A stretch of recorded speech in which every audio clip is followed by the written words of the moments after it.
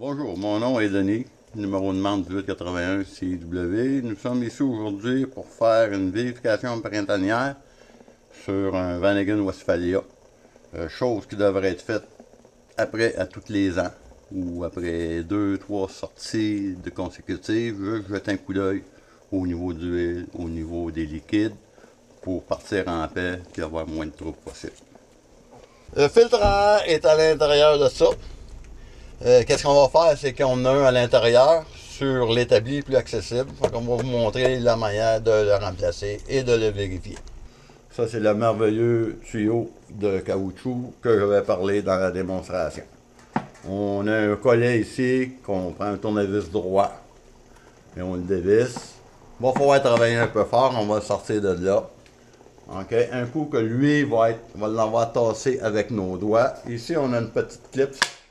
Okay. Que dans le véhicule, ici, il va y avoir un U. Cette clip-là, elle pointe dans le U, ça empêche le filtre à air de bouger. Donc, il faut absolument le démonter. Là, ici, en dessous, on a deux petites pins avec des rabeurs. Fait qu'il faut le lever et on le sort. On peut le mettre sur la table ou on peut le laisser sur le bord du véhicule. On défait les attaches. Faire attention aux doigts, pas se faire pincer. Ici, présentement, il y en a une qui est manquante, mais c'est pas grave. Le couvert, on le met de côté. On vient d'atteindre le filtre à air. Comme on voit, le filtre à air, il y a un peu de vécu. Fait que pour... Ce qu'on peut faire aussi, c'est de le cogner sur l'établi. Il n'y a pas grand sable qui vient de tomber du filtre à air. Par contre, on va le vérifier à la lumière.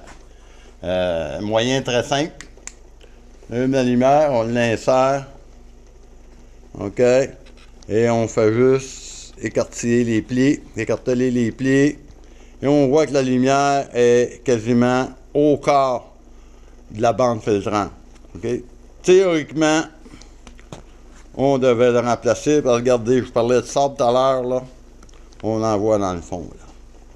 Fait que ce filtre à air-là est probablement dû pour être remplacé. Malgré qu'il peut faire peut-être 1 ou 2000 kg de plus, mais ça vaut quasiment pas la peine.